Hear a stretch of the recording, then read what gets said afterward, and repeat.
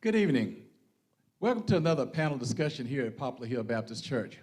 Remember, we are a Christ-centered church where love is the greatest, located at 234 East Chadbourne Avenue in historic Buford, Georgia. Tonight, we are very excited to have our newly elected officials here in Gwinnett County, primarily first-time elected officials here in Gwinnett County of the African-American descent and Hispanic descent. And we're very, very proud to have these panelists here tonight to discuss not only their platform, but also to share with you their vision for realizing the dream that Dr. King had. Tonight, we want to talk about race in this America, how the impact of the elections have proven that things are fair, we are making progress, and life is getting better here in Gwinnett County. I'd like to welcome Commissioner Marlene Foscue, who's Vice Chair of Gwinnett County Commissioners, Brenda Lopez, Gwinnett Democratic Chairwoman, Nikki Merritt, Georgia State Senator, District 9, Patsy Gaston, Gwinnett County's first black DA, Tiana Gardner, Gwinnett County's first Clerk of Courts, Karen Watkins, Vice Chair of Gwinnett County Public Schools, a first, also Mr. Kibo Taylor, Gwinnett County Sheriff, first-time African-American in all these rights, plus our Hispanic, Brenda Lopez. So if you will at home, give God a praise, give praise to this panel of hosts for being here tonight. And again, welcome to our Wednesday night panel discussion, This Race in America, Realizing the Dream. So with that being said, I would like to again welcome all of you here tonight, and we appreciate you coming. Let me also thank Reverend Washington for being instrumental in getting you all here tonight. He does an excellent job with you all, and I think he's the kind of person that you have to admit does not take no for an answer. Is that right? So thank you, Reverend Washington. We look forward to him sharing with us on some other panelists as well. But tonight, I want you all to feel very comfortable here and want you to feel comfortable in sharing your ideas and your platforms so that as we have our discussion for the next hour, that your constituents, the people that you represent and serve, will know that you've got their best interests at heart. So again, welcome again. And with that being said, I'm going to go to the stage up at the top and ask Ms. Karen Watkins if she would begin by sharing any introductions about herself that you would like to share, and then we'll just work our way across the room. Hello, everyone. Thank you for having us here. Really excited about this opportunity to talk and embark upon the topics that you are going to ask us questions about. I am Karen Watkins. I am Vice Chair on the Gwinnett County Board of Education. My day job is within commercial real estate and supply chain management. You probably are asking, how did I get into wanting to run for school board? I actually have 2 children in the school system. And with a lot of encouragement from our community and some great people supporting my decision to want to run, I decided to run because I wanted to ensure that we had elected officials on the school board that wanted to ensure that we are going to serve our children. And that is our main goal. To be on the school board is to serve our children, and those are who we represent and who we want to ensure have the greatest education in the world. Thank you. Very good. Thank you, Dr. Watkins. Ms. Good Patsy evening. Gaston, thank you. Yes, good evening. My legal name is Patsy Austin Gatson, and Gatson is spelled Gatson. It gets misspelled quite frequently, and we always get gas. But, but thank you so much, Pastor Head, for allowing us here this evening for this great forum, because this is what it's all about. It's all about connecting with the constituents and letting them understand that we're here to serve you. I am the first district attorney in Gwinnett County that is a woman and is African American. Yes. So I hit 2 nails. I broke 2 glass ceilings, but but I'm just grateful for the support that I got from the community, and it was overwhelming. And I looked at on election night both times, in the primary and also for the general election, and I could not believe it because God is so good.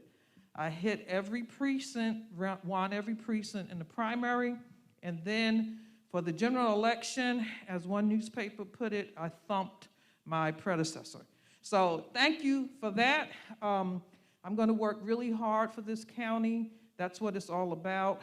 I have a focus on the youth of our county because that's our future. And I'll talk some more about some things that we plan on doing in our office in this year, 2021. Thank you. Thank you, DA. That sounds pretty powerful, doesn't it? DA Gaston, okay. Senator Merritt. Good evening, everyone. Thank you, Pastor Head, for having me, and thank you, Reverend Washington, for the invite as well. I'm happy to be here, happy to have this conversation. My name is Nikki Merritt. I represent Senate District 9. That is over on the east side of Gwinnett. That's you, Grayson, Decula, Lawrenceville, Snellville, Lilburn area, so I'm a little over from where we are right now. But I actually flipped this seat, and I am the first African-American woman or first Black person to hold this seat. It has been historically held by a Republican. And, you know, it was an amazing historic win. And incidentally, this was the only seat that we did flip, one of the few in the legislature. So it is a proud moment. I am proud to represent this district. And, you know, I ran to make a difference. And I think in my district, you know, people were looking for someone who could bring fresh ideas, someone who was responsive to the community, and someone, you know, that kind of looks like and reflects the community. And I fit the bill, and I think that resonated with them. So a few things that we are working on in the legislature, I don't know if you guys are paying attention to what's happening under the Gold Dome, but we have a roster of voter suppression bills that we are gearing up to push back against. And we know these bills are designed to dilute the Black vote and to suppress the Black vote at the end of it. So we do have some counter bills that on our Democratic side that we are working on, and you know, I can go over those, you know, a little later, but just have those on your radar because they are coming. 2 of them came out of committee this morning, and a subcommittee, and they will go to committee tomorrow. So I will do my best to make sure everyone stays on top of those bills and is aware. But happy to be here, happy for this conversation, and so thank you. Thank you, Senator Merritt. I forgot, you don't need my Commissioner microphone. Foskey. I'm trying to give her my microphone. Good evening. Thank you so much for Pastor Head for hosting this and the Poplar Hill family. We so appreciate this opportunity. I am the first African American district commissioner that was elected in 2018 as a commissioner. My governing area is Lawrenceville, Buford, Rest Haven, a little bit of Sugar Hill, and a little bit of Brazelton. One of the things that I love about what I do as a commissioner is making policies on a local level. So in other words, like when you back out of your yard, you want someone to fix a pothole, you're concerned about your trash, this, that, and the other, and that's some of the things that we do. Since 2018, we have made great efforts, and I'm hoping to get the opportunity to talk about programs like Project Reset, which is a program that myself, Chief Magistrate Christina Bloom, and Matt Elder, we came together, and it was a program that helps to prevent evictions. And we know right now, when we think about rental arrears and everything that's happening in our local communities, that's one of the programs that I think that everyone would have questions about. But I am so thankful to be here among all these great people that I'm getting engrossed in their conversation and forget I'm up here on stage too. So thank you for this opportunity. That's quite all right. I think we'll all get engrossed before the night's over. Thank you for being here. Now, next person is Ms. Tiana Garner, our Clerk of Court. Good evening, Pastor Head, and thank you for having us. Thank you, Reverend Washington, for the invitation. My name is Tiana Garner, and I am the Clerk of Superior Court. I am also the first woman and the first African American to hold my position. In the clerk's office, we are responsible, and we are the official record keeper for the court system. During this time, while we are in the midst of this pandemic, the courts are still moving, the courts are still open. The judges are having as many hearings as they possibly can via Zoom, and so the paperwork is still coming in, and we are still processing, and we are still busy. And one of the biggest and probably most important initiatives that we're working on is to make everything digital and to ensure that people can file electronically so that they don't miss their deadlines for filing deadlines or anything like that, and that they can still have access to the court system during the pandemic. And so we're working very hard at that, and even with the reduced staff, we have kept up the workload, we've kept the courts going, and I'm just happy to be here tonight to talk a little bit more about what we're doing. So thank you. Thank you for being here. I've got one big question. I'll hold that for our Q&A times, though. Ms. Brenda Lopez. Good evening, everyone. Good evening. Thanks again, Pastor Head, Reverend Washington, for having us here tonight. As you had mentioned, Brenda Lopez Romero, former state representative for House District 99 in Gwinnett County, and currently the chair for the Gwinnett Democratic Party. And just excited to be here and share about some of the work that we're doing for election purposes moving forward. And of course, to sit here with all the other electeds that we have here tonight is a great honor. And one of the reasons that I truly appreciate the invitation from both of you and also from the audience is always the issue of interconnectedness that we have amongst communities that are marginalized. And not only because of our current experiences as we deal with voter suppression laws and issues of redistricting, but historically we have a connection. And so I hope to be able to discuss that further as we have these conversations about how the struggle of one community is always the struggle of another. Very good. Thank you. Sheriff Kibo Taylor. Well, first of all, I'm not forgetting where I came from. And I know anytime you come into the house of the Lord, you first give an honor to God. Okay, very good. All right. Second of all, I give honor to your pastor who's doing great works out here, and I consider him as a friend. And thank you for having us, and thank you for what you do. My name is Kibo Taylor, and I'm honored to say that I'm your first African-American sheriff here in Gwinnett County. I'm no stranger to Gwinnett County. I grew up here. We raised our kids here. We're raising our grandkids here. So I know how to act in a church when I come in. So I know what to do first and what to do later. Not much about myself.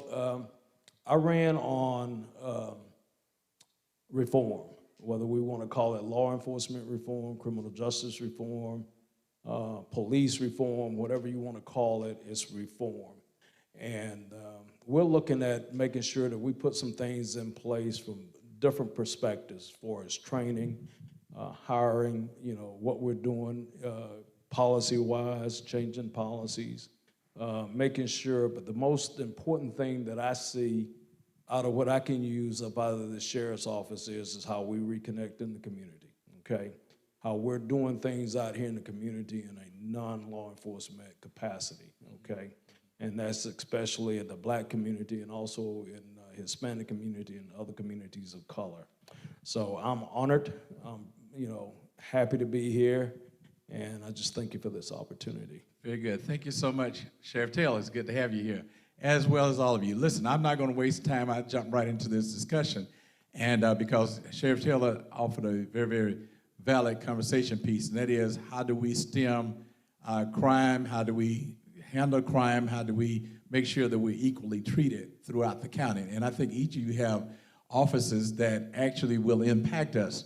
And so one of the things that I know that we have not systemically been treated fairly in is the court system, the school system, and sometimes even in our parties. Sometimes we're looked at as people that, we're just used to get a vote and we never see elected officials again.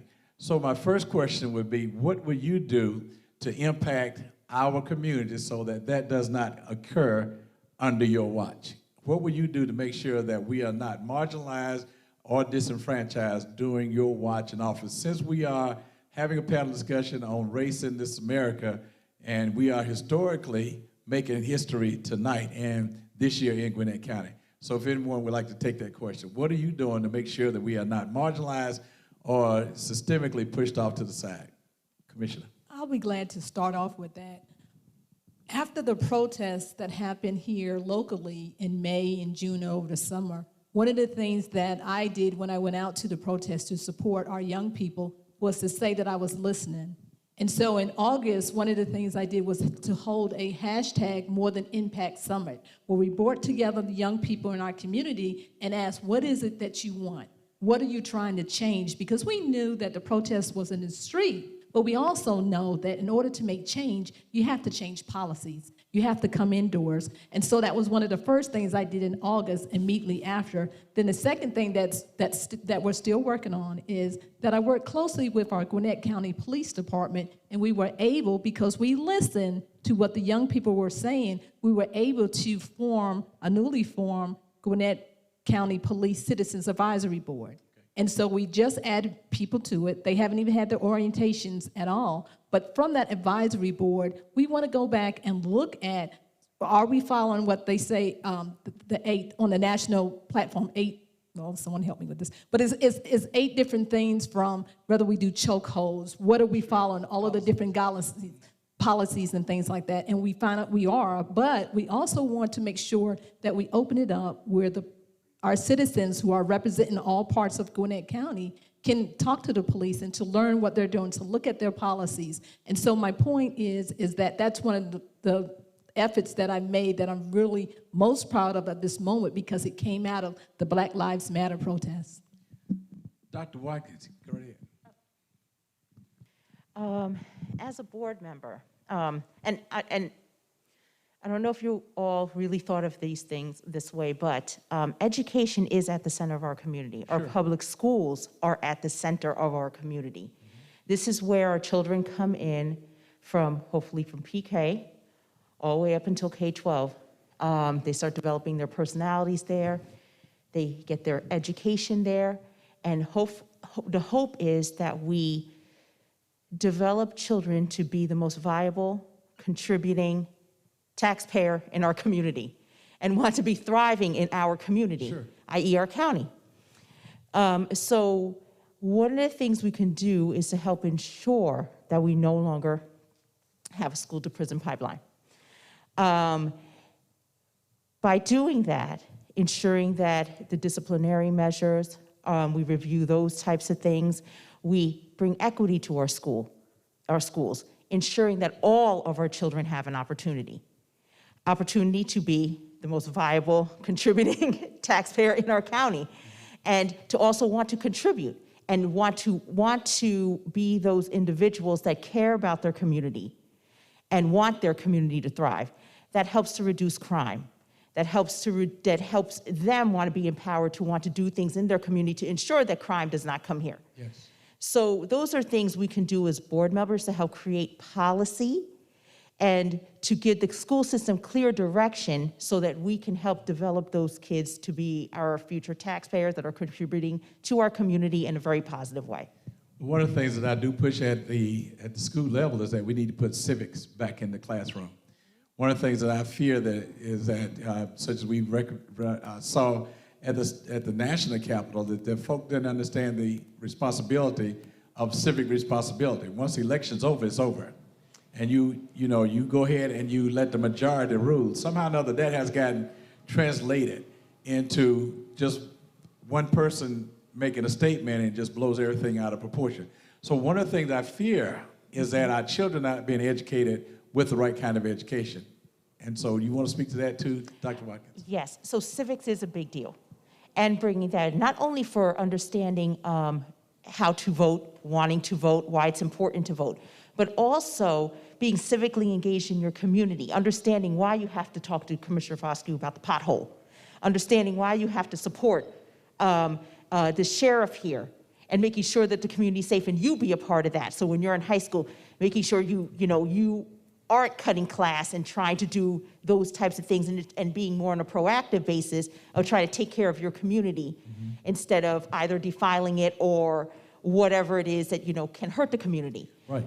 So Senator Merritt, so sometimes there are laws that are made because we do understand that even the school board works at the privilege, in a sense, to the governor.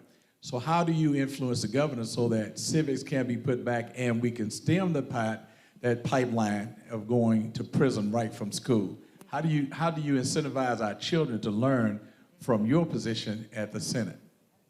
And I'm gonna just say this, a lot of my motivation for running was to impact laws like what you're talking about. We've seen historically how laws have been used against African Americans, from Jim Crow to policies that are redlining, where we can't even, have wealth, is impacting black wealth. Right. So my motivation was just what we're talking about, to have these type of laws and to really have my pulse and my eye on laws that possibly could affect our communities. Everything that I do, or every time I push the button, I have to think about how would this affect the community as a whole, not just Gwinnett, but everyone, and that includes our most vulnerable groups. Mm-hmm. So the civics part of it is important. You would be surprised. People do not understand the difference between their U.S. senator and their state senator. Sure.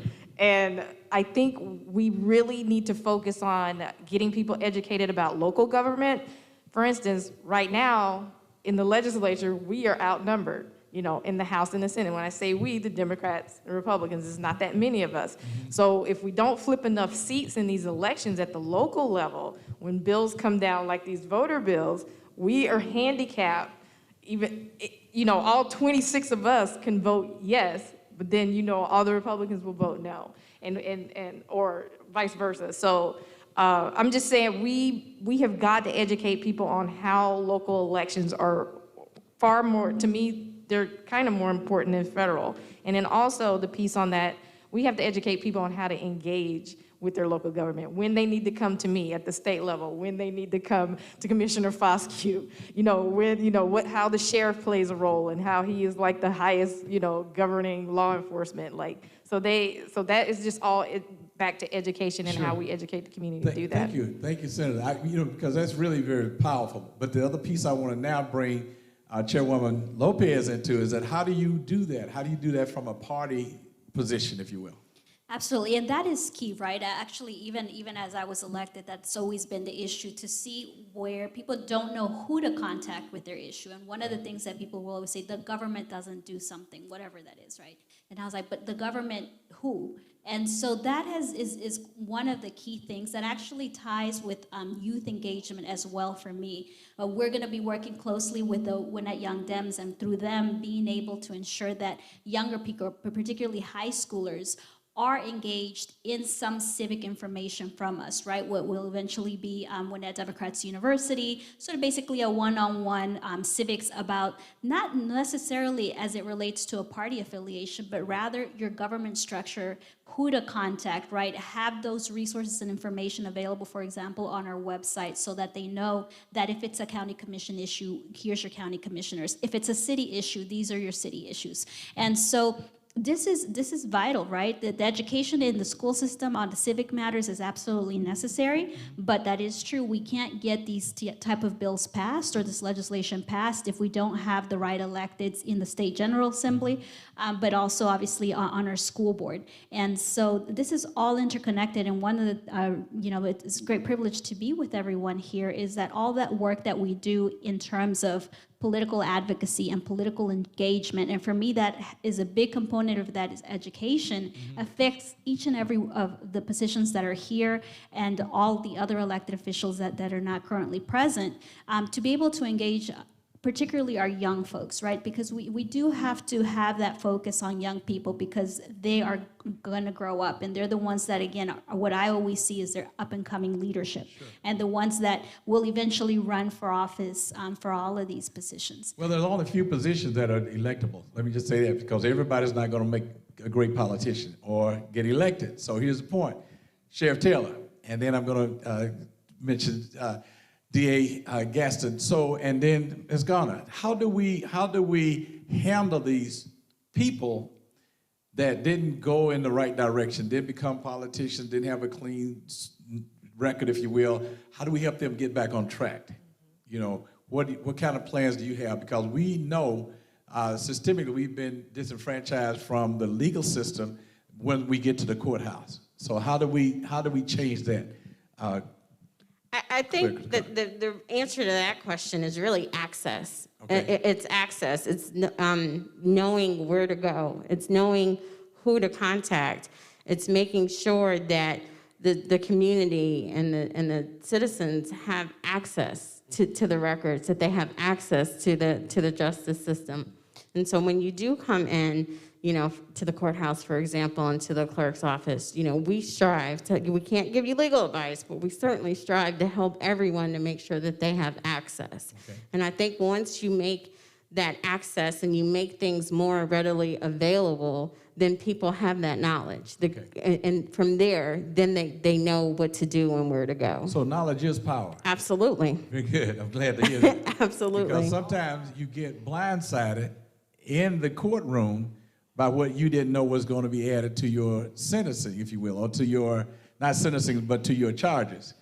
Absolutely, and people will come and not know what's going on with their case. They haven't seen documents. They haven't seen their file. That's all stuff that we can help you with. We can show you how you can access it. Okay. And what we're also doing, because of course not everyone has a car, so you've got transportation issues. It's a pandemic. They can't come into the courthouse. We're also putting those records out there for the community to make that access more readily available, so you don't have to physically come into the building. So DA Gaston, so when you have the records and the knowledge is there, so is that going to hurt you in prosecuting at this point? No, I believe it ask it helps. like that, but It helps. We are required by law to make sure that defendants receive their discovery, that they have information on their cases, and that there is communication between my office and them, because they have a right to that. And I'm all for that. I'm all about making sure that people's rights are protected, because I believe the DA's office is more than just a prosecutorial body. Mm-hmm. We are here to help prevent crime. We're here to help the community, and I have promised the community to be a resource to the community. Excellent. And these are the things that we have to look out for. Right now, as we sit here today, there have been 4 homicides in Gwinnett County to date. And I am praying and asking all of you who listen and that pray for our county, because this is important. This is where our children live. This is where our grandkids live. We all want a safe community. And I believe in prayer. And I believe that we can keep that rate down. With COVID and the way that it has impacted our community, you are finding people with a shorter fuse, and they go out and do things that they're not supposed to be doing. Yes, I'm here to protect the community. I'm here also to hold people accountable that break the law, because that's my job. That's what I was elected to do. Yes. But we also want to make sure people have a second chance. And one of the things that we're working on in our office right now is to bring forth the pre-trial intervention diversion program. Okay. And what we will do differently than what was not done before is to make sure that program applies across all 11 court divisions. If people fit into those categories, it's no longer going to be just the ADA determining who goes in it. Okay. Everyone who qualifies will be eligible for that program. And that's one of the things that we're doing right now. Sheriff Taylor, you want to respond to that as well? Because I do have a question as regards to how do we send people back into the community safely, if that's possible? Sure. There's 2 ways we can look at it. Either we can have a seat at the table or we can be the table, okay? When we look at the school board, we look at Nikki, we can't completely put our agenda out there because we're just a little bit short. We needed that one more person on that school board, okay, to make significant changes. And I'm not saying that we can't do it, but that one more person would have made it a lot easier. The same thing is just like Nikki just said. You know, we send in laws, okay? We talk about laws that can actually have a positive effect on us, but if we don't have enough people in the legislature, you know, to actually vote these laws in, then guess what? We got a seat at the table, but we're not the table. We'll become the table when we get more people in to where we can actually affect these laws. Now, from my standpoint is this. Just like Patsy said, and I love hearing what she just said. My job is not to go out here as enforcement. And I can do that blindfolded, okay? But where the effort comes in is when we start looking at prevention, okay? When we started to get these kids out here and working on their character so that when they do turn 18, they know the vote, and they are able to vote, okay? That's where it starts at. Second thing is, we can't start to put people back into the system if we can't, and we're sitting here fighting an uphill battle on these laws that would help us actually integrate folks back into the voting rolls. You know, one of the hardest things that was for me to hear is when black people, I'm not gonna vote. Sure. My vote don't count. Sure. It's not gonna make a difference. You know, we have to change that mindset, because if everybody felt that way, we wouldn't be sitting in here today. True. Okay? Hispanics, so many people are so fearful of the system, okay? When they see us out there and they see my people come around, they're fearful. Sure. So it's up to me to change that culture. So one of the things that I would suggest from you, Sheriff, is definitely making some public service announcements. Don't put yourself in a bag or in a quandary, but Sure. Your officers should know what we know. They should know what you expect from them, and we should know what we expect from you. Sure. Does that make sense? That makes sense. So that when we see a sheriff patrol car, see a sheriff, a deputy sheriff, we don't need to worry that we just get pulled over for no reason, and then we get charged for something that we didn't even know we were being charged for until we get to the court, and the court tells us, well, you got this, this, and this. There's several things that you got charged for, and we got to be careful that we don't overcharge people and we don't arrest people to stop people when they haven't done anything. We got to make up a crime and put on their records. Well, like I said, it's called corruption. Sure, we can have a seat at the table, or we can be the table. Right there is the sheriff. I am the table. Okay. Very good. So when I first went in, I made sure that my executive command staff looked like and it reflected the makeup of Gwinnett County. Very good. Okay. Then also, too, one thing that I didn't pay enough attention to that I'm paying more attention to now is that it's a culture, and we have to change the culture. And you heard me on the campaign say, I want black people, Hispanic people to have that same level of respect that a white person would have if they Sure. got pulled over out Yes. here. And that we can have that same level of confidence that we're gonna get that same level of treatment. So, it's a culture. We're working on it. We're looking at training up and down to make sure that those are some things that we can change here. Excellent. Thank you. Pastor Head. Yes. If I may, because again, I sort of touch a lot of lives, and I'm going to speak Go right tag ahead. team here with my DA. Yes.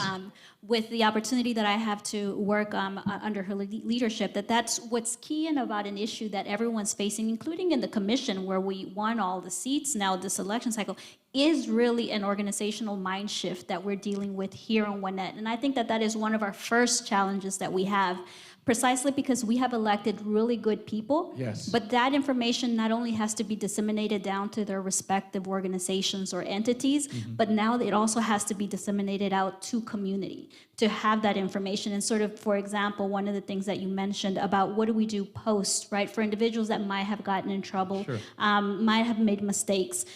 It is very different to be able to sit here with so many electeds that have the ability to make policies, direct policies, to say that you are going to have, for example, with the DA's office, the ability to do ways to not end up with a conviction, right? Right. To be able to, on top of that, once you do have a conviction, be able to have relief and not look at people that are re-entering back into society as lacking rehabilitation. And so being able to re-enfranchise them with their vote and having them speak through their respective offices is going to be crucial so that we all change that mindset that's out in community, but is also within our different entities. Well, let me go a little bit further, because not only in community, but there's a system, so that if you get a ticket, your insurance immediately goes up.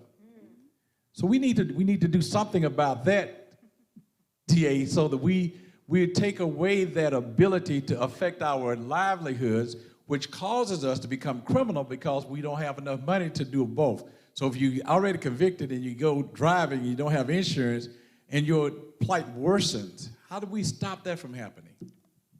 Well, I think first of all, we have to really take the laws seriously. I mean, it has to apply to everybody Sure. equally. Well, And- can I stop you there for a sure. second? Because as you all may know, that economics makes a difference at the courthouse. Oh, it definitely does. So if you can't afford an attorney, and And I don't mean to say anything negative about an appointed attorney, but it's a difference in a paid attorney and a court-appointed attorney as it relates to representation. So you all can speak to that as well, if you will. I think that that's a common misconception. I think that that's a common misconception that there's a difference in an appointed attorney and a paid attorney. Okay. And the reason I say that, Pastor Head, is because I was an appointed attorney for 9 years. Thank you. And God is not a respecter of persons, neither was I. Okay. I provided the same service to my clients, whether it's being paid or whether I was appointed. And I know several of my colleagues work just as hard and do just the same. Okay. So that is a common misconception, but I also do understand and recognize too that it does happen. Okay. And so that's where myself and others we have the ability to talk to our colleagues and to implement change. Set a standard, and let someone see, well, why are you working so hard? Or why did you try that case? Or why were you so prepared? Because they deserve a defense just like anybody else. And so I think that everyone in this room can use their influence. And the legal community in Gwinnett is fairly small. We all know each other. Sure. And so there's conversations to be had so that it doesn't have to be that way. Very good. Thank you. Patsy, I'm sorry. Well, I just feel that, we all have personal responsibility. Yes. That's number one. Number two is that we have to understand that if people are in a situation where they can't afford different things, the system has to give. The system, it does have to give. And that's one of the things we're working on, because you don't want somebody on probation. They can't pay the fees when they show up. That's just going to put them back in jail. Yes. That's not good, and that's not acceptable. And I wanted to say, just for our educational part of it, I agree 100% that we have to start with the children. We have to start with them, and it's just a thing, that's my thing, is to make sure that kids are coming up, they know they have a hope and a future. Okay. That's imperative. Okay, very good. Thank you. Go ahead. I'd like to piggyback off of that because in order for all of this not to happen, we have to kind of be proactive and invest in our children very, very early on. Ensure that they're civically engaged. Ensure that they understand the laws. Ensure once you step out and you're 18, you're going to be on, you're an adult now and you're going to experience what adults experience. So, it's really important to really think about how can we, for myself and all the rest of our school board members, how can we work with each one of our local, federal, everyone to help ensure we're proactive so that our children are not breaking the laws that the Senate and the House of Representatives put together, right? so that the House of Representatives and Senate can make sure they give us money to make sure that we're all equitable and we have the right representation. We have, our kids are being educated properly. How can we work with Commissioner Foscue to ensure that, we are making sure that we're not destroying our communities? How can we make sure that, she gives us guidance on how we can maintain our communities? Working with, I keep on saying, and this all starts from kindergarten all the way up until to high school. And then hopefully it'll carry forth into their college career. So is it an economic problem that we're working on? Is it a social problem? So, Nikki, if you don't mind, how do you convince your co-legislators and senators to address that problem? Because I do think that there is a disparity in economics that causes a lot of our social ills, if you will. Right, and how we do that, we honestly have to work across the aisle with our Republican counterparts. I was just talking to one of my colleagues, actually, he was talking about black wealth, and he was on the Republican side, and how we should be investing in black wealth. I see a point there where I can work with him on that. I totally agree with you, so how do we get there together? So it's those type of conversations that we have to build with our other side to get things done. And we do have to make the deals and do that. But I also wanted to make a point about access as we're talking about voting. you know, for those that have been incarcerated, we're back to laws that we can pass.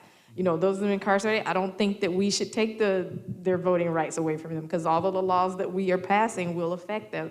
So that is a bill that we could possibly pass to help those individuals be able to engage again and be able to have an impact and a say in the laws that could help them get out of the situation that they're in. So let's talk about the victims for a minute of the crimes.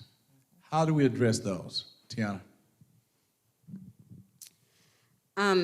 Well, there's different programs, such as, you know, they have victim witness advocates in the prosecutor's office that will address the victims.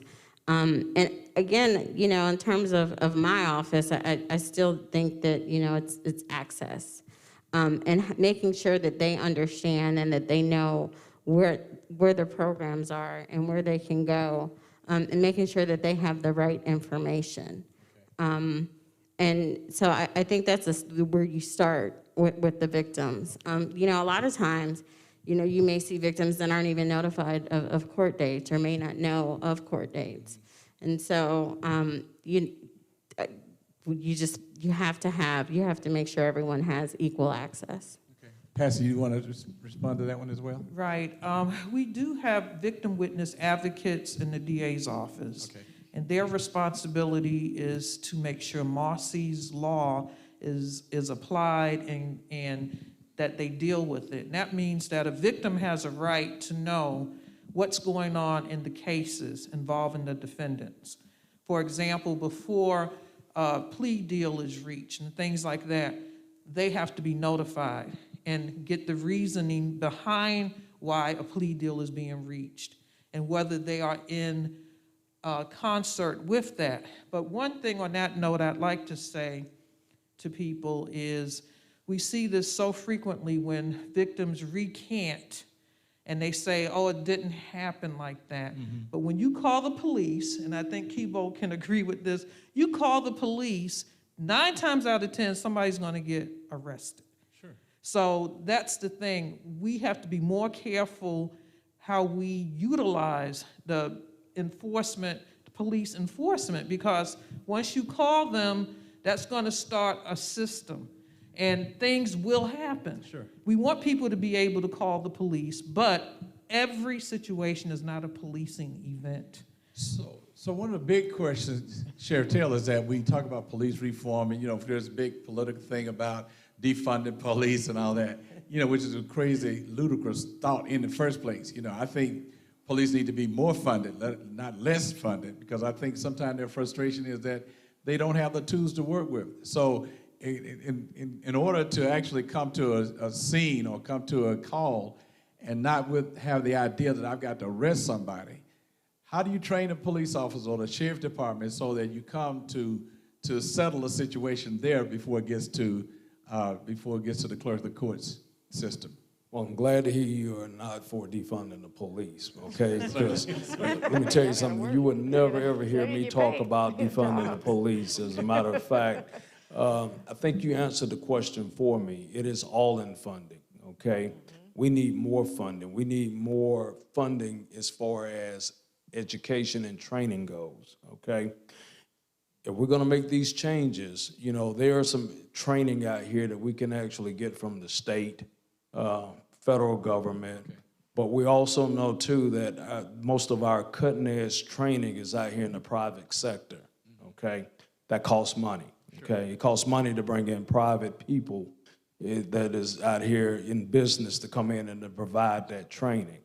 But I feel like that's necessary. We have to start thinking outside of the box, okay? If all we're gonna do is think inside of that police box, we're going to continue to do the same thing over and over and over again. So we have to start thinking out. We have to hear from citizens. We have to hear from other business groups. How do they do things? How do they handle conflict resolutions? And I want to just say, sometimes, you know, the issue is not always having the police come out. Sometimes these are mental health issues where an officer is not needed, but we need a mental health person there. And what we find, if you're talking about funding, a lot of times at the state level, we're defunding these mental health divisions. So we got to make sure on my end that we're putting that money back even into mental health. But I just wanted to bring that up, like, you know, we have an issue there where, you know, police is not always needed. And I personally would be, I would love to have legislation where, you know, we framed when we're gonna have officers out and when we're gonna have mental health Do you want me to write professionals the bill out. for you? What's that? Do you want me to write the bill for you? Sure, you Can I write jump- it, I will submit it. Can I jump back in on a couple Absolutely, things, please? absolutely. Going back to what you were talking about victims, okay, if anybody know, first day I came out, I announced a human trafficking initiative, Yes. okay? We didn't just announce that as far as enforcement goes, we're also bringing in people to help with the victims, okay? To provide those services for the victims, and that's what we're looking at, mental health, okay? Give me 2 more weeks, 3 more weeks, Okay. and we'll be announcing our mental health task force that's coming up out of the sheriff's office. So, Dr. Watkins, can we find out if children have mental health issues early enough so that we can prevent crime later? That's an excellent question. I feel that we need to invest more to identify that, especially in our more disadvantaged communities. Yes. As of today, the mental health issues could be masked underneath the discipline. Sure. And so we see a lot of discipline occurring, right? But those children can have maybe mental health issues or something that, you know, like an IEP, something that has to be identified very, very early on. And this is where the equity comes in, and where we need more funding from Nikki, from Senator Nikki. Where we need more of those things, you know, not to put you on the spot, but this is where, you know, when they review the QB, where we need to help to champion to get more funds so that all of our children are able to have the opportunities. And the way we do that is if identifying early on if they have disabilities, mental health issues, all those types of things were impacted by trauma. All those types of things very early on so that we could be proactive so it doesn't get to the point of where they have to go to either one of our, you know, the DA, to the clerk, you know, getting access to look at their court records and things of that nature, or getting arrested by the sheriff, you know, so there we go, thank you. Pastor Head, one of the things that everyone's mentioning regarding funding, that the issue is not about whether or not to fund any specific agency or department, but rather something that Dr. Watkins mentioned, it's equitable funding. Sure. And this is one of the key issues that we have in our school system, right? When we have a flat rate per head, per pupil, it is not representative of the need of each student. When we have, even if we talk within the commission, right? The reality is that the highest density populations, which also tend to be the more lower income communities, in aggregate, tend to not have the new parks put in, the new schools built, right? Well, that's on the school system side. You know, we don't get the latest, greatest, you know, walking trails. And so the issue that we always face within any government agency and their budgeting is making it equitable to match the needs of the community. What tends to happen and what we tend to see is that more financially well-off school systems end up getting more money, or the money they receive, even if it's equal, it's not equitable, and so they end up getting an additional boost. Sure. And so the conversation has to shift from equal access and equal funding to equitable access and equitable So in funding. other words, the funds should follow the child. It should follow the needs of the child, Okay. the needs of the victim, the needs of the defendant, the needs of the community member that's living in our county. That's what funding should follow. Very good. Commissioner Foskey, how do you identify the needs in the community then? Since we know that all of it becomes systemic in a way, how do we identify the needs in community? I know one of the things that we've done in the county is to do needs assessments, depending on what it is, whether it's the hikes that you have mentioned, or whether or not we need transit on a certain part of town. We try to make sure that when we come up with an idea that we put together a task force. We try to come up with an idea. We may put together an exploratory type committee. But the point is we want to make sure, and we're changing and shifting because we are on a different administration where we want to make sure we have more community involvement in some of our decisions. We had community involvement before, but now we're really striving to push that community involvement so we can hear what the community wants, and we can look at and think about equitable items that we need to look at. And one thing I wanted to mention about funding too, one of the things with the commission, and both Tiana as clerk of court as well as Kibo here, we have to partner because the county is responsible, once we receive the funds, for working with their budgets and actually making sure that we work with all the constitutional offices. So Sheriff Taylor may have an idea and he may come to us, and his ideas are not small, I'm learning already.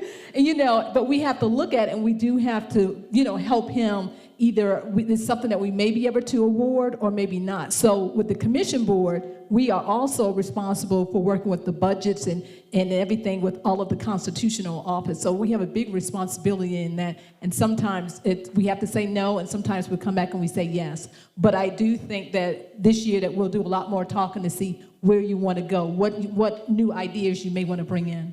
And I want to just thank you, Commissioner Fauske, because we do have a board, I feel, that listens. So thank you for that. Wonderful, thank you. I'm going to put this one back over into our DA's lap, and that is that when we start talking about funding, do you have enough funds for your office? Are you feeling very comfortable with what you have to work with so far? Let me just put it like this. It is a morass of how you have to deal with what's funded here, what's funded there, and you have to pull it together. You have to decide, okay, how do we spend the funds? Right now, we are in a hiring frenzy because HR put it to me like this. They have never seen so many openings in one department as with what I'm dealing with now. Because the predecessor was in office for 28 years. Sure. And basically, a lot of people that worked with him were eligible to retire. Okay. They didn't want change. So we had a great deal of people leave, which I'm kind of happy about, because now I can put my people in place, like Brenda, and folks that have the same type of zeal for the community, have the same type of enthusiasm to really want to see things change. I feel like I have a mandate to do the change because that's how I got in office. And I'm going to work really hard for that. We're still figuring, I'm meeting with finance probably every other week. I'm like, what is this? How do we do that? I have to get a desk, okay? Now, who goes out and gets my desk? I'm still waiting for it. That's not your fault. It's coming. But this is just an example that, I just want to say this is an example of with county government, these are our partners. Yes. And when you speak of budgeting and funding, it's coming through the commission, through our office, but then it really comes from the citizens. It's based on the millage rates. So when they ask for increases in different things, we have to come back to the residents, talk about the property tax increase, because a lot of our income per se, or whatever comes in, comes from revenues, comes from fees. If the courts are closed, if license places are closed, we're not receiving the fees and the revenue and everything like that into the county. So all of it is one big circle, but these are our partners, and that's one of the reasons why we do have to have more communication. We do have to understand before budget time what the need is. Excellent.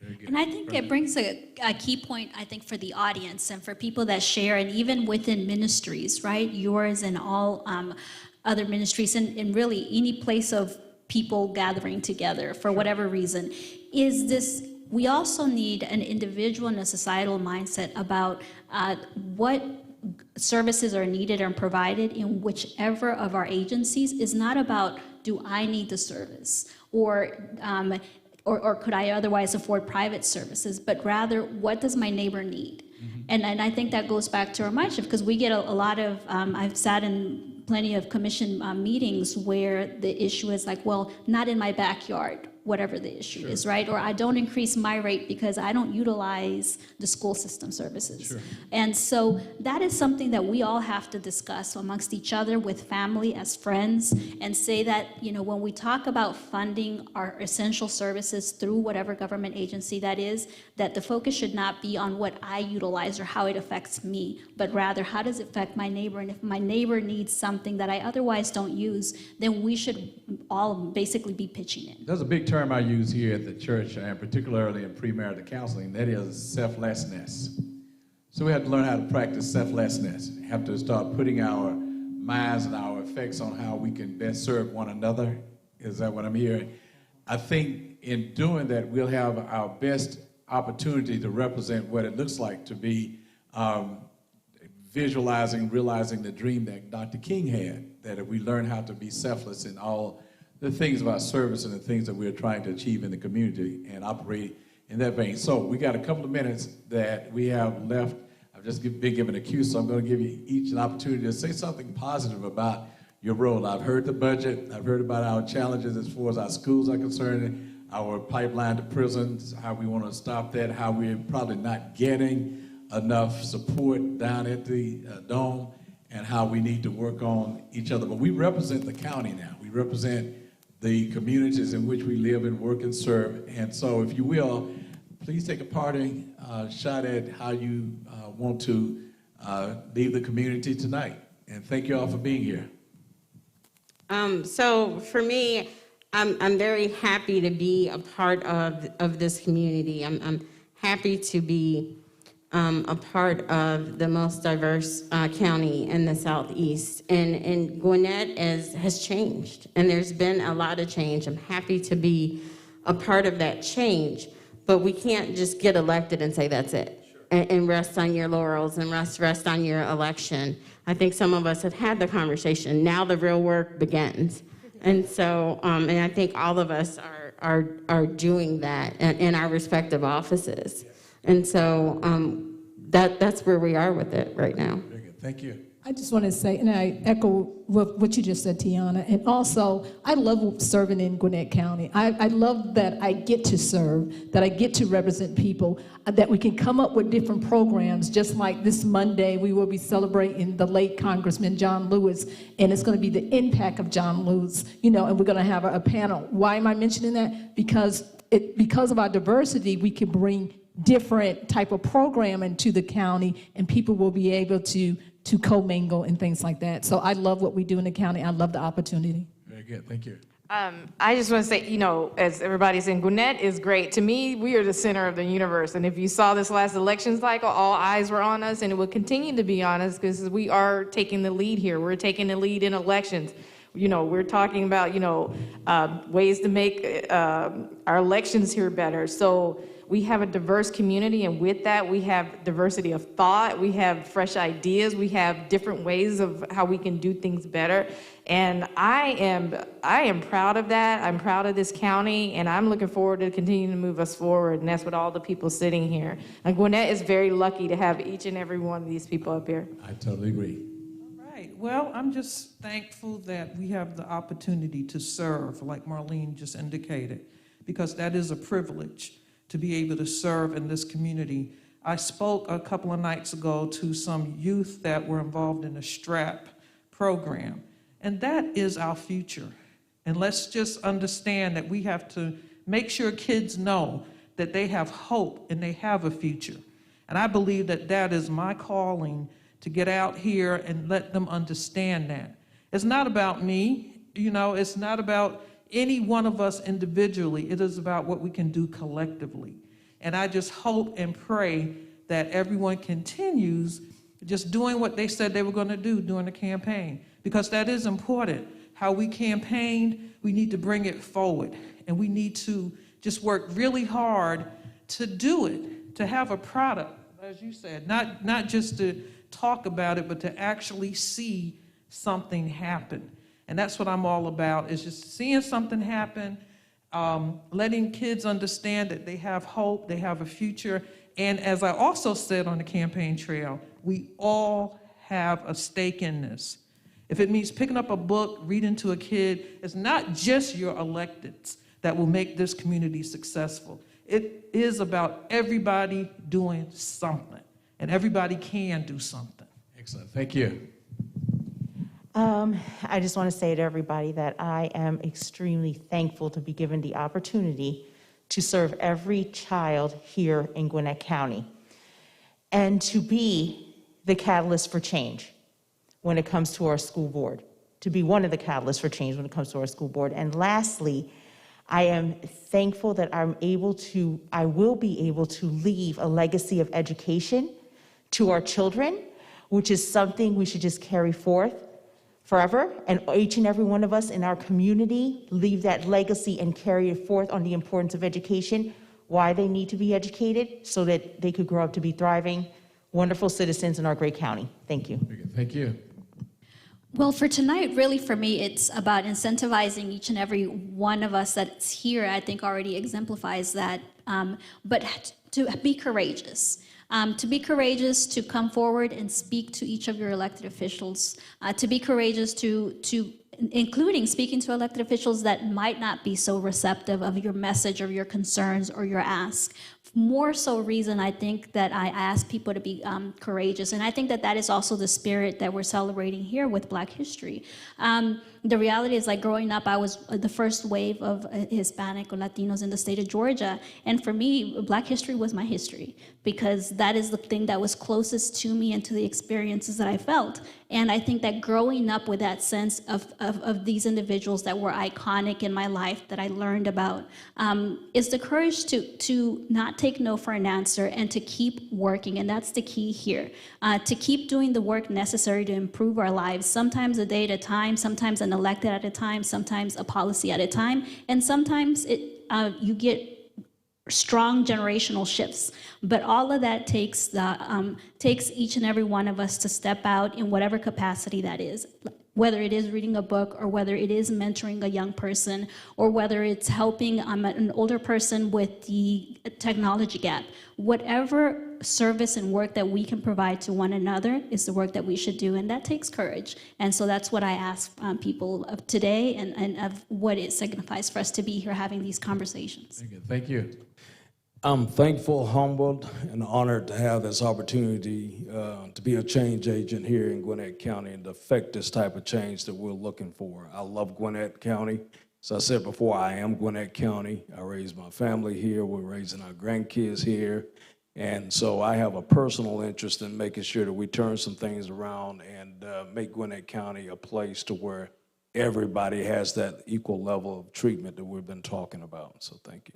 As has been stated, getting elected is just part of the job. Now, the real work comes from making it happen and being effective at your job. So again, let me thank all of you for your first timeness, your first person in that position and person of color. And we salute you this month in our Black History Month here at Poplar Hill Baptist Church. You've been an integral part of what we consider to be the dream coming alive. And we do bless God for you being here tonight. So again, thank you for being here, taking out time from your busy schedule, serving us to come and just share out of your hearts what you desire for us to receive from you. We bless you for it, and we thank God for you. Again, thank you all for visiting with us tonight. You have been with Poplar Hill Baptist Church, a Christ-centered church where love is the greatest. We value your input and your time in watching our segment of this panel discussion. God bless you. God keep you as our desire. Good night. God bless.